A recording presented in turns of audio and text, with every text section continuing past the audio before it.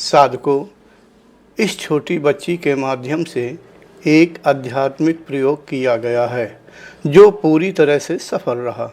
इस बच्ची को कुछ समय के लिए दिव्य शक्ति प्रदान की गई है, जिसकी सहायता से इस बच्ची ने एक साधक का कल्याण करते हुए कंठ चक्र खोल दिया। यह आध्यात्मिक जगत में एक विशिष्ट एवं दुर्लभ घटना है।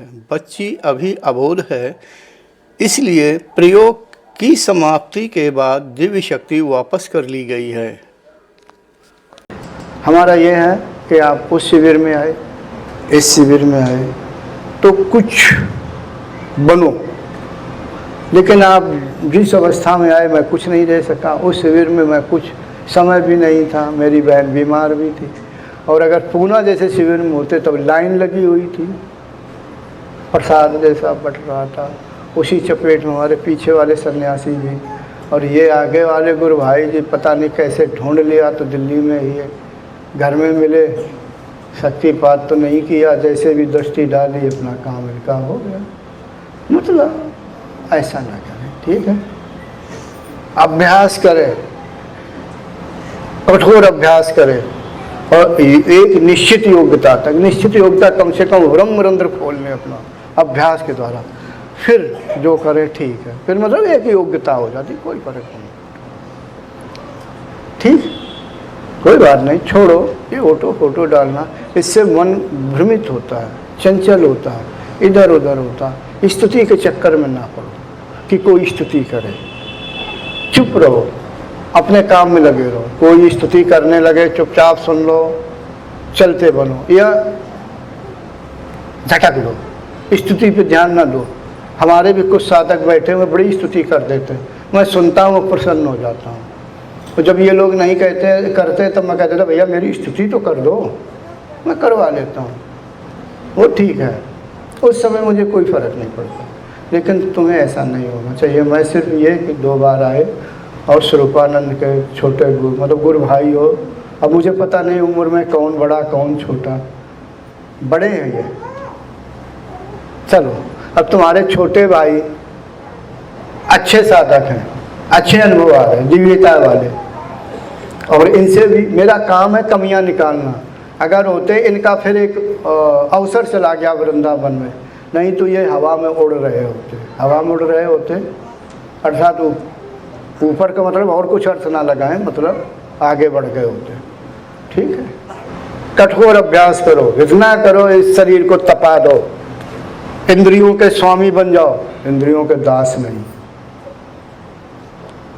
ये जो सम्मान है ना, कीर्ति है ना, बड़ी बुरी चीज़ है, पतन की ओर ले जाती है। सम्मान और कीर्ति जहाँ मिलने लगे जगह छोड़ दो, उसको छोड़ दो। अगर सम्मान करके ही रह गया है, ठीक है, और एक तरफ हो जाओ। महान बनना है तो इस संसार को भ्रम में डाले रहो, यानी समाज वाले भ्रमित रहो। ध्यान रहे जीवन को कलंकित होकर के ना जिए, लेकिन भ्रमित करके गृहस्थियों को जीवन जिए अगर महान बनना है। मैं अब ज़्यादा नहीं बोलूँगा, लंबा समय हो जाएगा। यानी समाज के लोग आपके प्रति भ्रमित जैसे बने रहें, भ्रमित जैसे, लेकिन ऐसा कोई काम ना करें कि हमारा जो ये सब कुछ है सनातन धर्म या समाज या कुछ, कोई उंगली उठा सके। क्या समझ गए?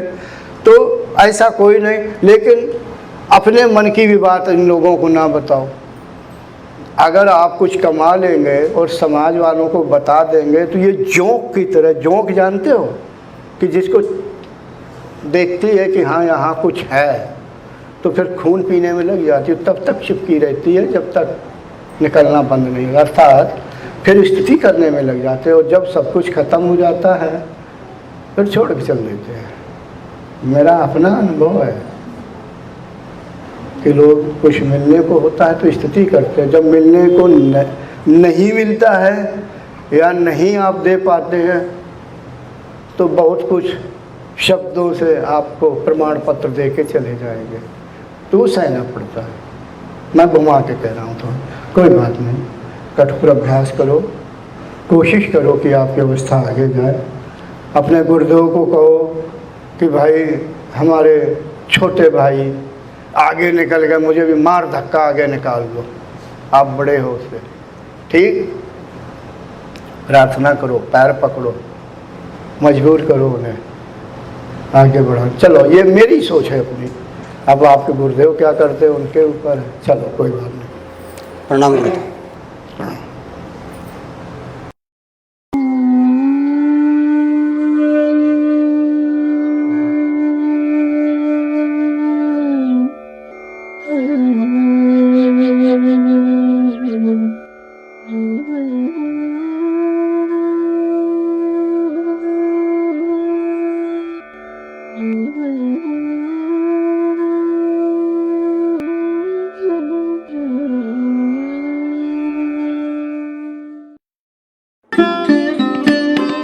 Thanks for watching.